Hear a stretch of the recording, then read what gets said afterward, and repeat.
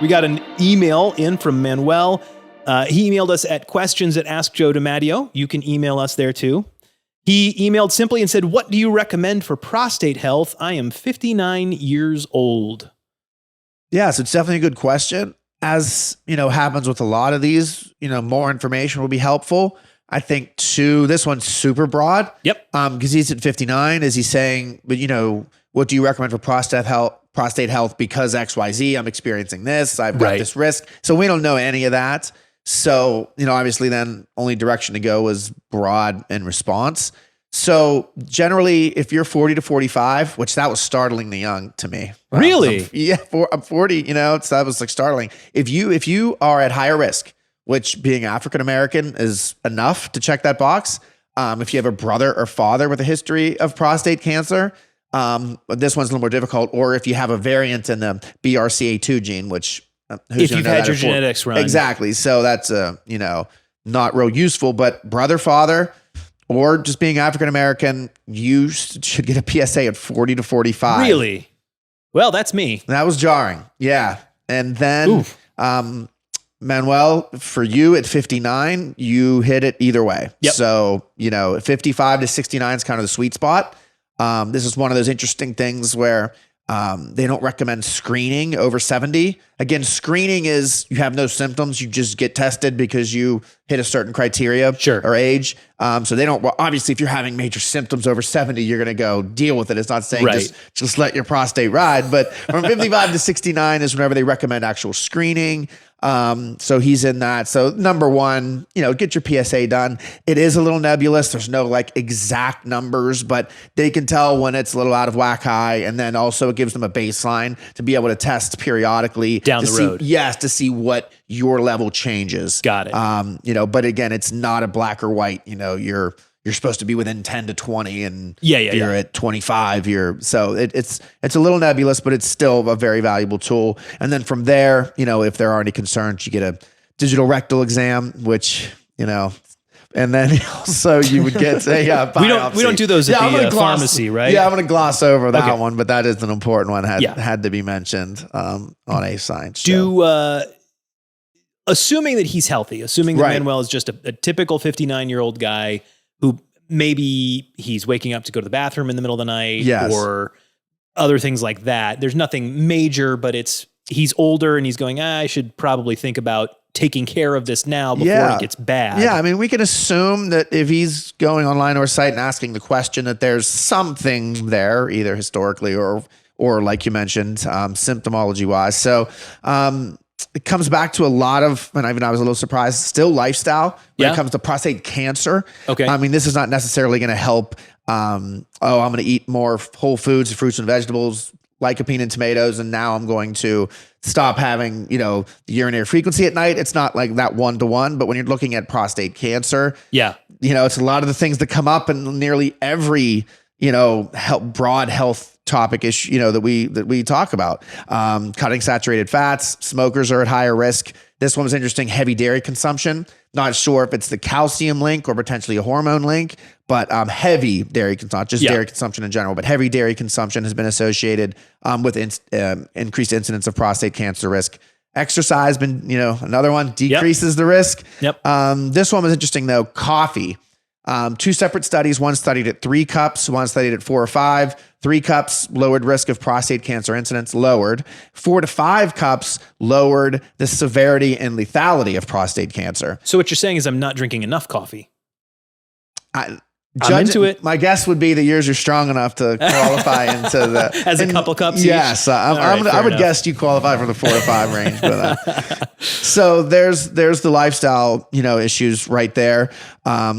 I don't want to go too deep in other things, like the medications, because that's if right. But there are supplements that you can take that again at 59, and if you are having some of the symptoms that can help. They're mainly going to contain something like saw palmetto, pygeum, the lycopene I kind of mentioned with the red fruits and tomatoes, etc. Pumpkin seed oil.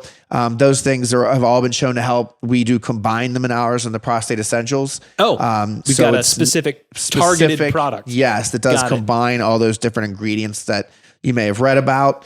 If you're having specific symptomology, a lot of frequent urination. You're almost, definitely sure that there's some, some pressure from the prostate on some of the urinary. That's where the issues come in. You get those sensations of that your bladder is not emptying. You're frequently having the urge to go, even if there's not a whole lot that's coming out, that weak stream, those kind of things.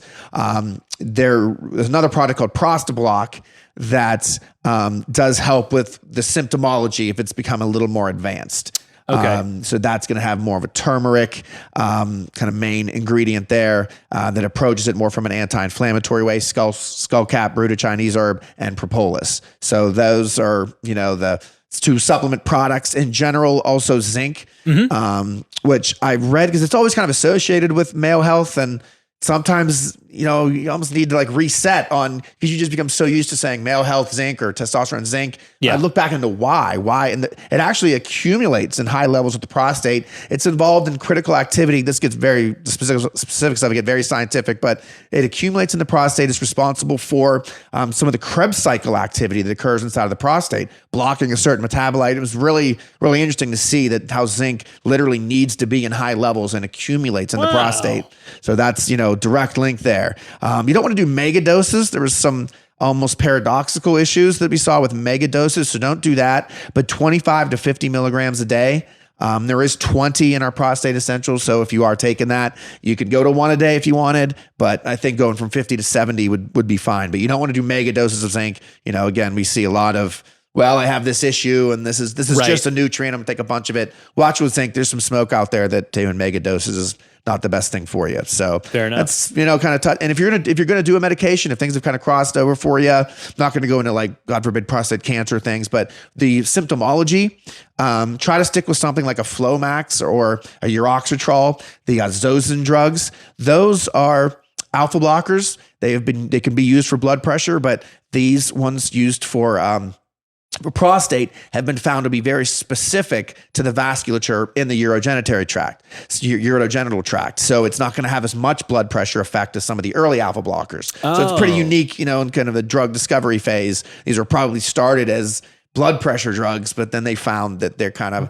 specific to the receptors in that area. Wow. So those aren't going to have really the side effects that something that has a little bit of a heavier hitter like a finasteride, which is blocking the conversion of testosterone to DHT.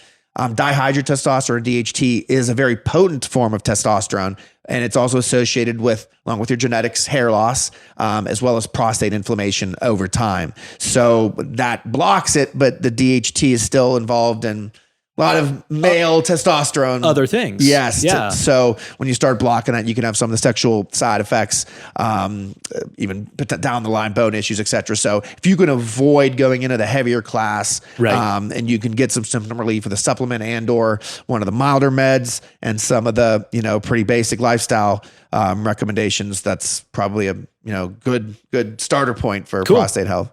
All right. So to sum up, you're 59, go get checked. Have some screening done, get your PSA and potentially the other check.